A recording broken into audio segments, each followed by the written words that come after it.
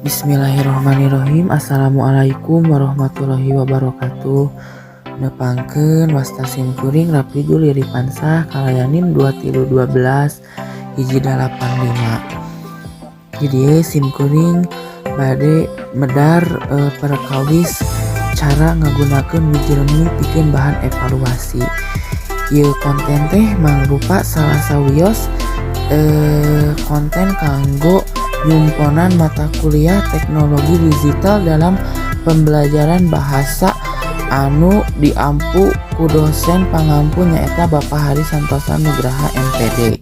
Nanging sateu acan kana tutorialna simkuring bade ngajelaskeun heula naon sih ari Wijremi teh.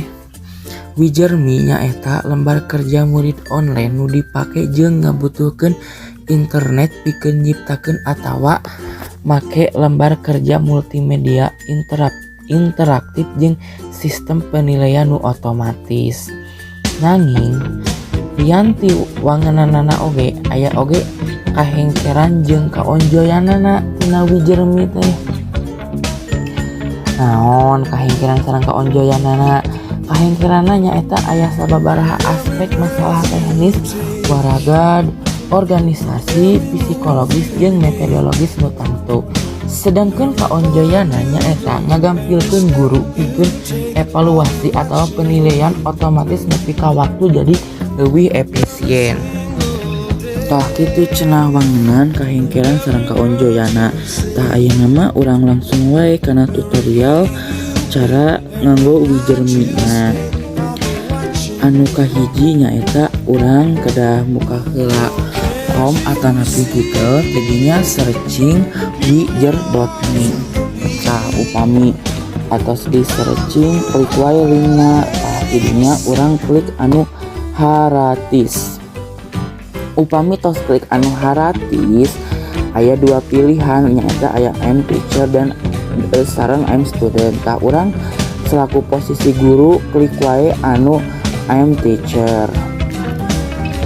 Tah jadinya upami atos klik anu bagian I'm teacher urang ngadamel heula akun kanggo login Wijremi na. Tah upami urang tos strengse ngadamel akunna urang kedah milih heula desainna disaluyukeun sareng pangabutuh urang. Upami atos milih desain urang tulis wae judul soalna.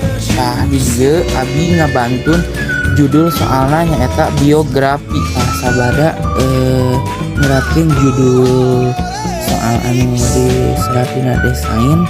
Tah urang teh dihandap teh dipasihan sababaraha pilihan kanggo wangun soalna.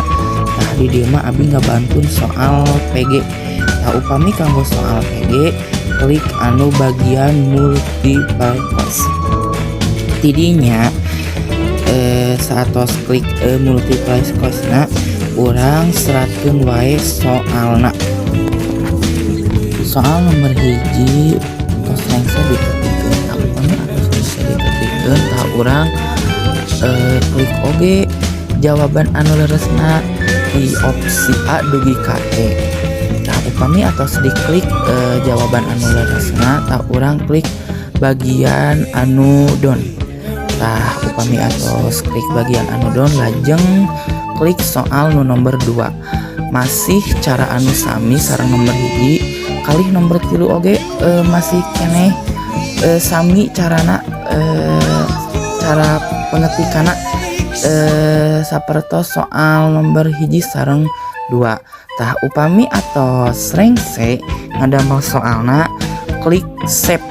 Tah upami atos di save soal parantos tiasa dibagikeun ka murid. Tah atos rengse nanging sateu acan dipungkas simkuring teh kapalawargi sadayana hoyong nyingkeun di subscribe, di like sareng di komen channel YouTube-na supados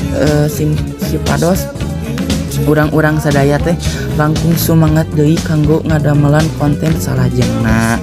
Wabillahi taufiq wal hidayah. Wassalamualaikum warahmatullahi taala wabarakatuh.